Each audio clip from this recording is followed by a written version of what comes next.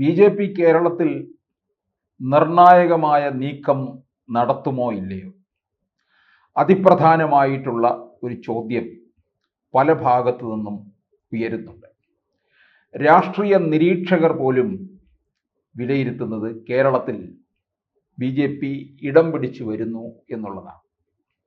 ബി.ജെ.പിയുടെ master പ്ലാനിൽ തന്നെ പറയുന്നുണ്ട്, വോട്ട് വിഹിത വർധനവല്ല ഇനിയും സീറ്റുകൾ നേടിയെടുക്കുക എന്നുള്ളതാണ്.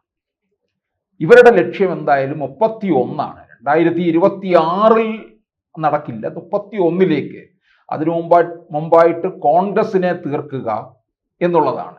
അത് കഴിഞ്ഞ് പിന്നീട് ഇടതുപക്ഷം സ്വയം ചുരുങ്ങി ഇല്ലാതാകും. ഇത്തരത്തിലുള്ള കണക്കുകൂട്ടലാണ് ബംഗാളിലും ത്രിപുരയിലും നമ്മൾ കണ്ടതുപോലെ തന്നെ.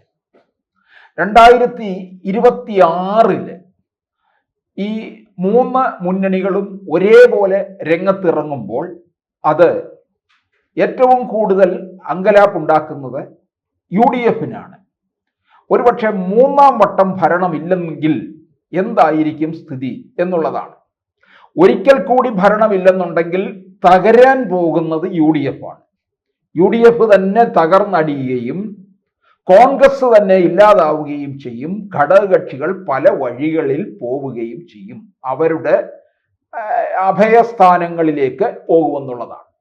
അപ്പോൾ ഇവിടെ ഈ ബി.ജെ.പി. അതിശക്തമായി മുന്നേറുന്നു എന്ന് UDF മനസ്സിലാക്കുന്നുണ്ട്. അതുകൊണ്ട് തന്നെയാണ് ബി.ജെ.പി. വളരെ തന്ത്രപൂർവമായിട്ട് കാര്യങ്ങൾ നീക്കുന്നത്.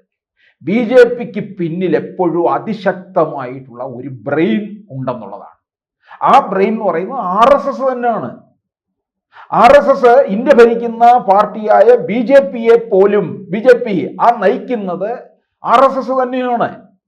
നരേന്ദ്രമോദി RSS-നോട് എത്ര ബഹുമാനം കാണിക്കുന്നു, RSS-ഉം തിരിച്ച് പ്രധാനമന്ത്രിയെ എത്രത്തോളം ബഹുമാനിക്കുന്നു.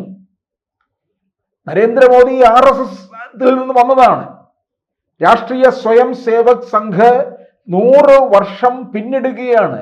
ശതാബ്ദിയുടെ നെറുകയിൽ നിൽക്കുമ്പോഴാണ് കേരളത്തിലും ഇവർ RSS ചില മണ്ഡലങ്ങൾ ബി.ജെ.പിക്ക് ജയം ഉറപ്പായിട്ടുള്ള മണ്ഡലങ്ങളിൽ കൂടുതൽ ശ്രദ്ധ കേന്ദ്രീകരിക്കുകയാണ്. എവിടെ ഈ പ്രധാനമായിട്ടും ബി.ജെ.പിക്ക് കടന്നുകയറ്റവും ബി.ജെ.പി. പിടിച്ചെടുക്കാൻ കഴിയുന്നതുമായ ഇടങ്ങളിൽ അവിടെ RSS-ന്റെ സാന്നിധ്യം ഉണ്ടായിരിക്കും എന്നുള്ളത് ഉറപ്പാണ്. അവിടെ ആ സമയത്തേക്ക് ബി.ജെ.പിയുടെ സംസ്ഥാന നേതാക്കളെ അടുപ്പിക്കാതെ RSS തന്നെ കാര്യങ്ങൾ നോക്കുമെന്നുള്ളതാണ്. അവിടെ RSS ഒരിക്കലും ബി.ജെ.പി. നേതാക്കളുമായിട്ട് യാതൊരു തരത്തിലുള്ള ക്ലാഷോ മറ്റു കാര്യങ്ങളോ ഉണ്ടാകുന്നില്ല. RSS-ന് യാതൊരു രാഷ്ട്രീയ ഒരു ലാഭേച്ഛയും ഇല്ലാതെയാണ് അവരുടെ പ്രവർത്തനം. ഒരു ബ്രെയിനാണ്. നമുക്കറിയാം, പല കാര്യങ്ങളിലും ഒരു തിരുത്തലായിട്ട് നിൽക്കുകയാണ്. അത് ബി.ജെ.പി. ഇന്ത്യ ഭരിക്കാത്ത സമയത്ത് പോലും, മറ്റ് കോൺഗ്രസ് ഇന്ത്യ ഭരിക്കുന്ന സമയത്ത് പോലും RSS കാര്യങ്ങൾ സസൂക്ഷ്മം നിരീക്ഷിച്ചുകൊണ്ടിരുന്നു. 2 തവണ നിരോധിക്കപ്പെട്ട സംഘടന കൂടിയാണ്. ആ സംഘടനയാണ് ഇന്നിപ്പോൾ 100-ൽ എത്തി നിൽക്കുന്നത്. രാഷ്ട്രീയ സ്വയം സേവക് സംഘ് എന്ത് പറയുന്നു എന്നുള്ളത് ഇപ്പോൾ വലിയ ഒരു വാർത്ത തന്നെയാണ്. കാരണം അതിന് അമിത പ്രാധാന്യം കൊടുക്കുന്നുണ്ട് എന്നുള്ളതാണ്. കേരളത്തിൽ ഈ 6 മണ്ഡലങ്ങൾ RSS ശ്രദ്ധ കേന്ദ്രീകരിച്ച്, അതായത് RSS-ന്റെ കൈകളിൽ ഭദ്രമാക്കി കൊണ്ടുപോയിക്കൊണ്ടിരിക്കുകയാണ്. അത് ഏതൊക്കെ മണ്ഡലങ്ങളാണെന്നാണ് നമുക്ക് നോക്കാവുന്നത്.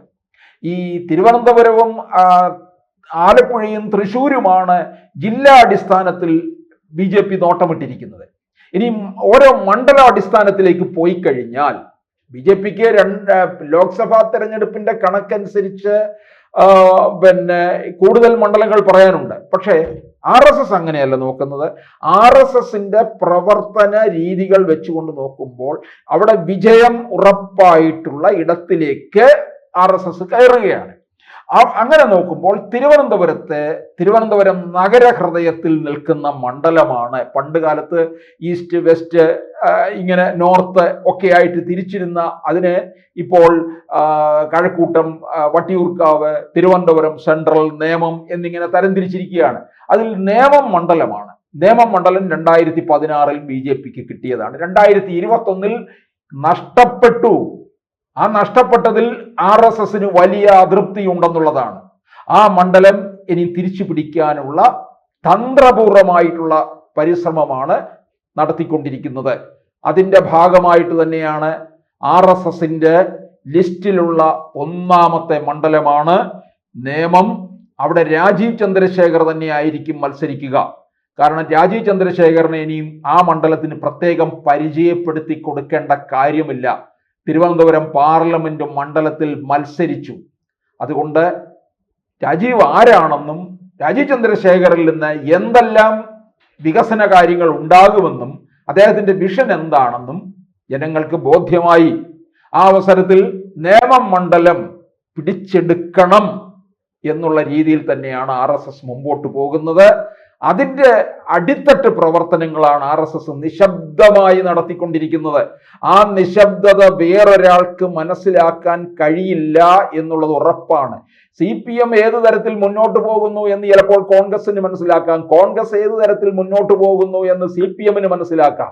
പക്ഷേ RSSന്റെ അടിത്തട്ടിലുള്ള പ്രവർത്തനങ്ങളും അവർ ഏത് തരത്തിൽ കാര്യങ്ങൾ ചലിപ്പിക്കുന്നു എന്നുള്ളതും വേറൊരു പാർട്ടിക്കാർക്ക് കണ്ടെത്താൻ സാധ്യമല്ല എന്നുള്ളതാണ്.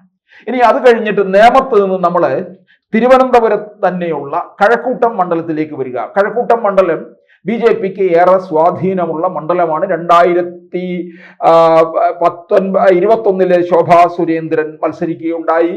അവിടെ മുരളീധരൻ മത്സരിച്ചിട്ടുണ്ട്.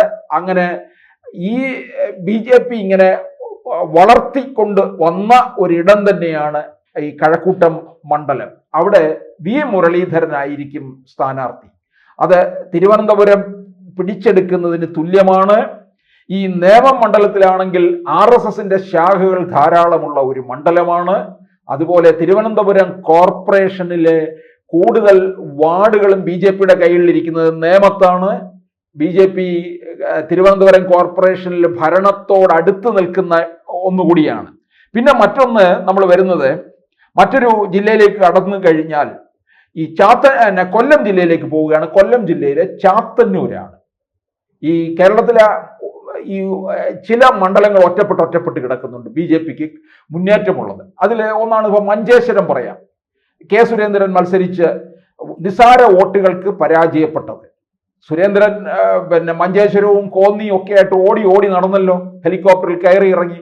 മഞ്ചേശ്വരത്ത് മാത്രമായിട്ട് ശ്രദ്ധ കേന്ദ്രീകരിച്ചിരുന്നു എങ്കിൽ അത് വിജയത്തിൽ എത്തിക്കാമായിരുന്നു. ഇന്ന് സുരേന്ദ്രൻ നിയമസഭയിൽ ഇരിക്കുമായിരുന്നു. അപ്പോൾ ചാത്തന്നൂർ മണ്ഡലം ഇക്കഴിഞ്ഞ തെരഞ്ഞെടുപ്പിലെ 2021 2ാം സ്ഥാനത്തെത്തിയ മണ്ഡലമാണ്. പിന്നെ നമ്മൾ വരുന്നത് ആലപ്പുഴ ജില്ലയിലെ കായംകുളം മണ്ഡലത്തിലേക്കാണ്. ആലപ്പുഴ പാർലമെന്റ് മണ്ഡലത്തിൽ ശോഭാ സുരേന്ദ്രന്റെ മികച്ച പ്രകടനം ആരെയും അത്ഭുതം കൊള്ളിച്ച കാര്യമാണ്. ശോഭാ സുരേന്ദ്രൻ എവിടെ നിൽക്കുന്നോ അവിടെല്ലാം തന്നെ BJPക്ക് വളക്കൂറുള്ള മണ്ണാക്കി മാറ്റി കൊടുക്കുകയാണ് ചെയ്യുന്നത്. അപ്പോൾ കായംകുളത്ത് നേടുക എന്നുള്ളതാണ്. കായംകുളത്ത് അതിശക്തമായിട്ടുള്ള മത്സരം നടക്കും.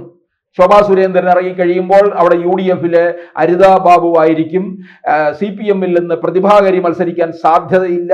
അവിടെ ചിലപ്പോൾ CPMലെ CS സുജാതയായിരിക്കും. എന്തായാലും കേരളത്തിലെ അതിശക്തമായ വനിതകൾ ഏറ്റുമുട്ടുന്ന ത്രികോണ മത്സരം നടക്കുന്ന ഒരിടമായി മാറും. പിന്നീട് വരുന്നത് പാലക്കാടാണ്. പാലക്കാട് BJPക്ക് ഏറെ സാധ്യതയുള്ള മണ്ഡലമാണ്.